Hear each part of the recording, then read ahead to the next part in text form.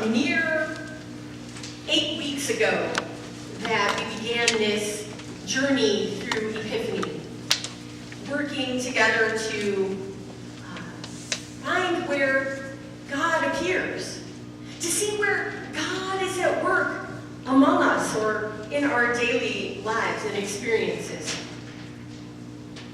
I guess I'm wondering, what turned up? What did you see or experience? And would anybody like to take a moment or so and share where God was with you?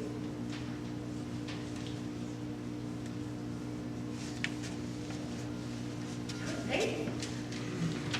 Oh, I think I already alluded to this before, but certainly God was with us when we were there last night at Spaghetti Supper, when I saw the picture of my family helping serve Spaghetti Supper and how awesome it felt for me to feel that love of my kids and my family giving something to people here at Grace. Thank you, John. Thank you for sharing. I really appreciate that. For your bravery, especially. Anyone else? I feel God is with me a lot of times when I'm driving. I really do. I really believe that. Thank you, Deborah. George? Every evening, I watch the sunset. That's what I actually feel alive. I invite you to take note of each of these stories and the ones that are in your heart and mind that you might not have shared yet today. I think sometimes, too, in the silence, we find God, that we slow down enough to catch up with God, if you will. And we see God and feel God unfolding before our very eyes, like in nature. Like a time on a beach with a rising sun or setting sun. Other times when maybe the kids have gone to sleep and there's finally peace in your world. Or maybe just in the moments when you are alone, before you drift to sleep, you feel God's arms wrapped around you. Silently catching up with you, knowing that God's presence is always with you. I think for some, God's presence is made known in the flashy and bright way that we heard today as Jesus appears with Moses and Elijah appear with Jesus. You know, kind of the theater and pyrotechnics, glory, ecstasy. Has anyone had that experience? At least none willing to share this morning. I think those are times that perhaps are maybe even unbelievable to those of us who experience them. You meet some people who talk as if they walked hand in hand with God in the garden at every moment and can hear God's voice at will from the clouds or in the soft whispers of the day, as clearly as you can hear my voice. Or when people spend time in ways that you find it unbelievable that everything that comes out of their mouth is praise God, love the fact that God was so embracing in every moment. Because, face it, we often feel that those moments for us we would too want to hold on to forever because they're not a regular experience. When people spend time, for example, on retreat or on vacation or have some kind of revelatory moment of a personal experience, we find that those are time-stopping. There are places and moments in our life where they're known as the thin places. And we can feel, whether it be with family or friends, we can feel the closeness of love present in our moment. And we know that God is there. Yesterday, we were on retreat. The vision team was gathered together. And a story was shared that one person had felt a similar moment to John's experience when family was on vacation. And it was a family paradise, if you will, getting away from it all. Supreme special moment. And even though they hadn't gone to Disney World, it was pure magic because the kids got along and loved each other like family should and did things that made hearts warm and time stop. We've each probably had moments like that we want to carve into stone and hold on to forever. But then we get to today's scripture. We hear about Jesus taking 3 of his disciples onto a mountain, a time to pray, a time for retreat, which actually, I'm going to interrupt myself, is another time that we might experience such God-like moments, right? When you're alone, as I said before, or when people are sharing their faith story and they might seem powerful to you, but they just think of it as ordinary. Variety of ways we find and experience God. But in the reality of things, when we look at today's scripture lesson, where they're on a mountaintop apart and this glory of the Lord appears in a stunning and really bright, flashy kind of way. Peter, like the rest of us, wanted to hang on to that experience, wanted to nail it down, hang on to it forever, because it was good. But what happens? I think what has happening and what this Transfiguration story is really all about for those of us in the trenches, those of us who know the nitty-gritty of life, is that it sets patterns for us of life and what life is about in our journey of faith. And we too will be taken to the mountaintop.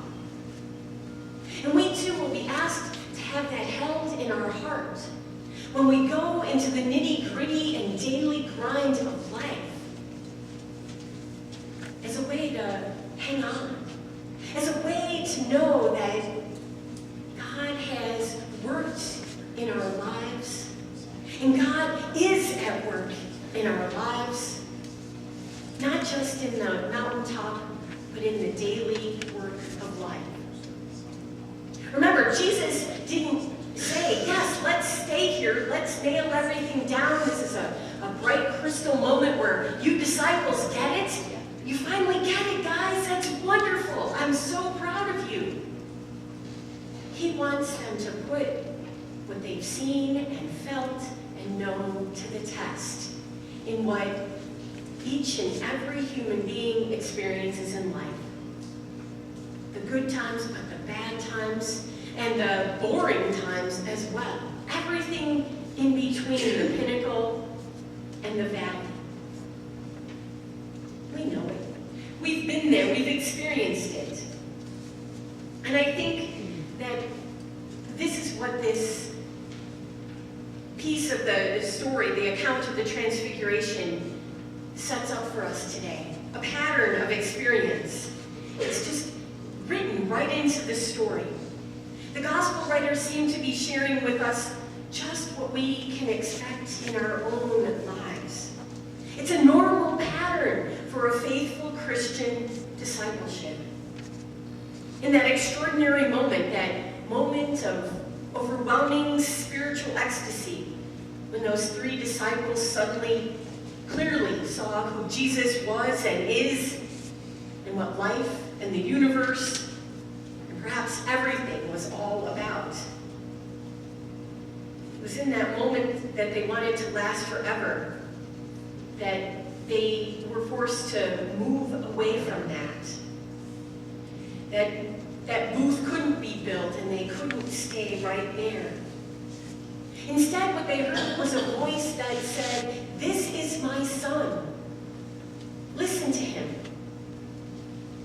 And it's a direct command from God to not pay attention to the man behind, to pay attention to the lights and the show, but pay attention to the man behind the screen. The one moving the levers. The one calling the shots. The one setting our lives in motion. Saying, listen. Listen to him. This is my son. With him I am well pleased. Maybe like James and John and Peter, we get a little bit freaked out at the thought of experiencing God so closely. Maybe we relish in it. But the reality is that we each week have something like that happen for us. We gather together in family setting as people of God, expecting God to be in this very place, to be present with us. Now maybe some of you leave with that mountaintop experience and you feel that you have just been in the presence of God. And maybe for others of you, it's harder to come by that feeling or that notion. Maybe you struggle with your faith. Maybe it's a work in progress. Maybe it's something you're still just testing out.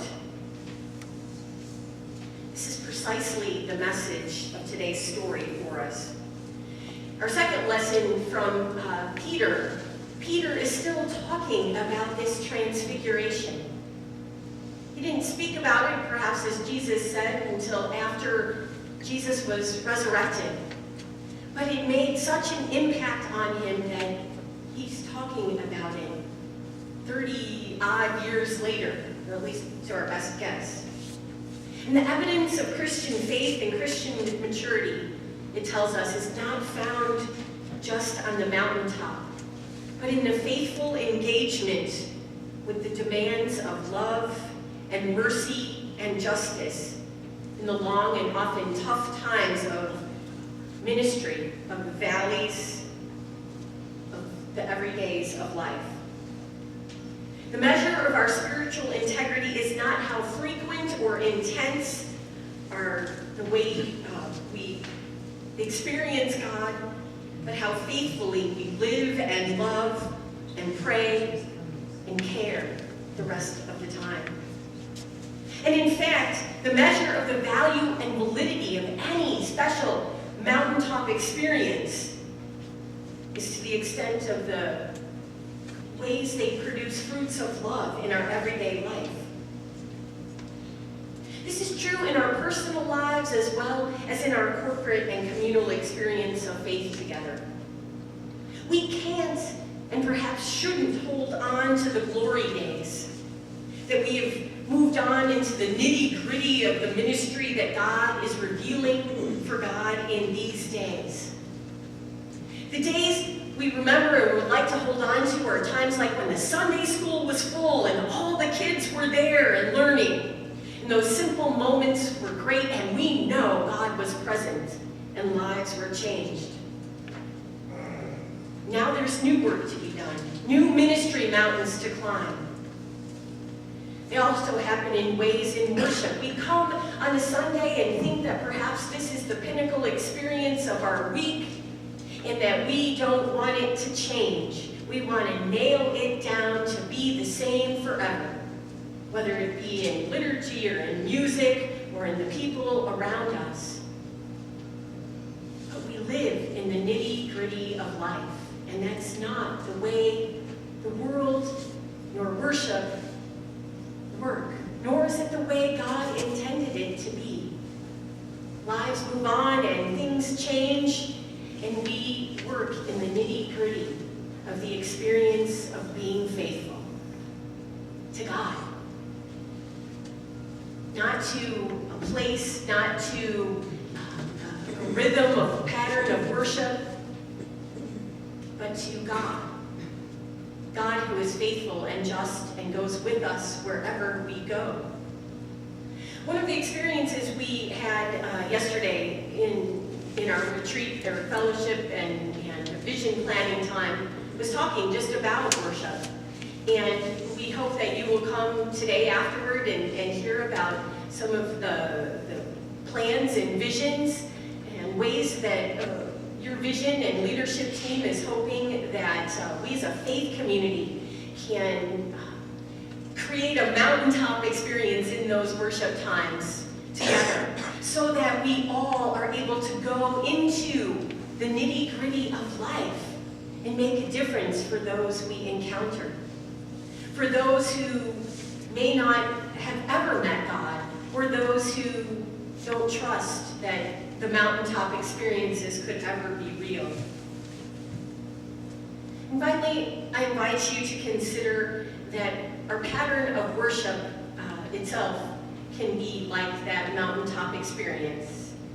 We come, we feel and hope for the presence of God, and we gather around the table to break bread and drink wine and know the experience of God. And for some of you, maybe many of you, even a quite profound and intimate experience of communing with God and the body of Christ happens. It might be a deep moment of transfiguration as heaven opens before you and you see the whole body of Christ gathered in your sisters and brothers, shining in bright glory and holy light. If that's what you experience, and I pray for more than all of us here that is true. But even if that is not so for you today, we are all commissioned to go afterward in the strength of that magical moment and make it the first work to love someone else. To love the people that we meet, that we are sent to be with on an everyday basis.